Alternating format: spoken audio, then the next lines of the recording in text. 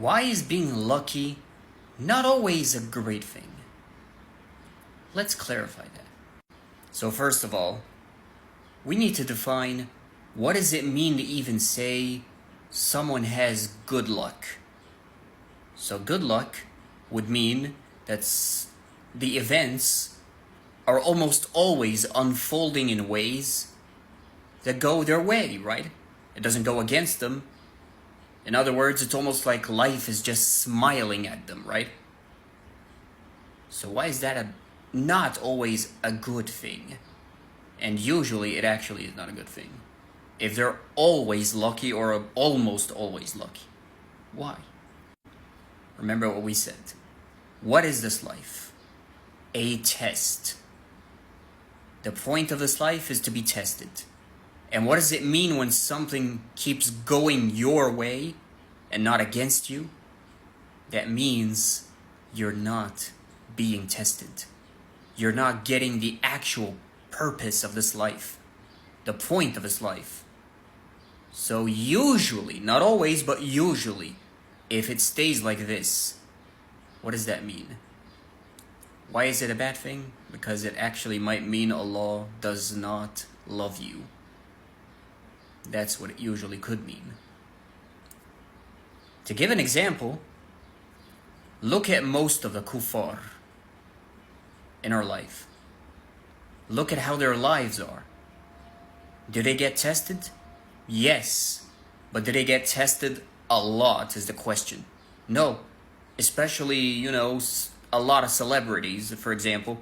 You find these very young celebrities, they just start from their parents already being rich. So they already make huge amounts of money. Almost like it didn't even require any work for them or any effort to be put. Right? And they're considered lucky. And how it's always said, good luck, and how it's a great thing to be obviously lucky because you become jealous of the person.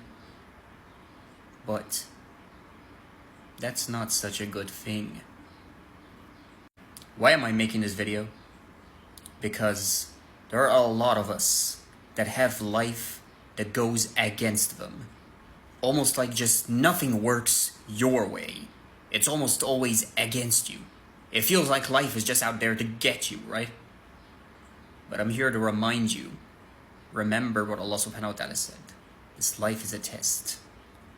If you keep getting tested more, as we said in that previous video from the hadith, prophets, then the next best, they get tested the most. So in other words, in kuffar language, let's just call it that, in kuffar language, what is that called? Being tested a lot. Unlucky. Right? And what is it called in kuffar language? Let's just say that. If you're not getting tested almost at all. A lucky person. So don't think that Allah hates you or screw my life, I hate my life, nothing works. Everything's just against me. Believe me, for all you know, and actually most of the time, because keep in mind, if Allah actually hated you, Wallah al-Azim, if Allah actually hated you, He would abandon you. He would abandon you to do whatever you want to do. No consequences. I'm talking about if He hates you a lot. Because keep in mind, Jannah is not the only thing that has levels here.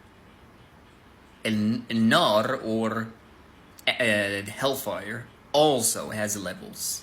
Keep that in mind. So of course, if you're at the bottom of hellfire, the very bottom, you don't get tested at all in this life, almost at all.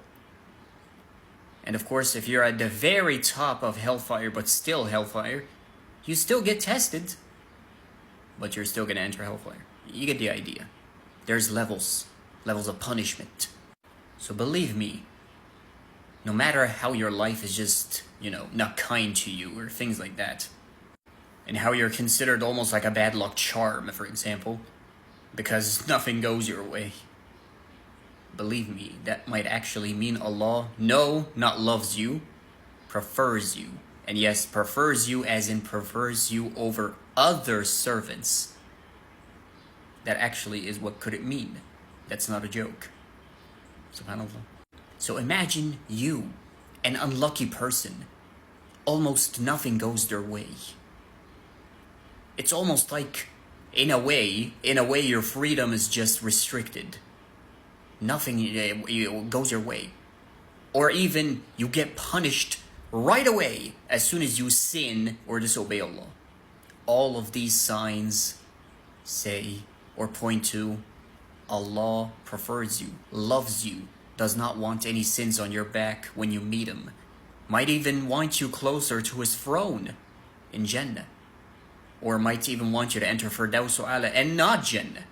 So you get tested severely. And you have no idea. Allah is not called the compensator. Keep in mind, Allah is the provider. So He's not going to compensate all of these tests that you're going through. No, He's going to provide. So that means He doesn't compensate what you lost. He makes it better than what you had before you even lost it. Otherwise, you would be called the compensator. Is He called the compensator? No. He's called the provider because He loves to provide. SubhanAllah.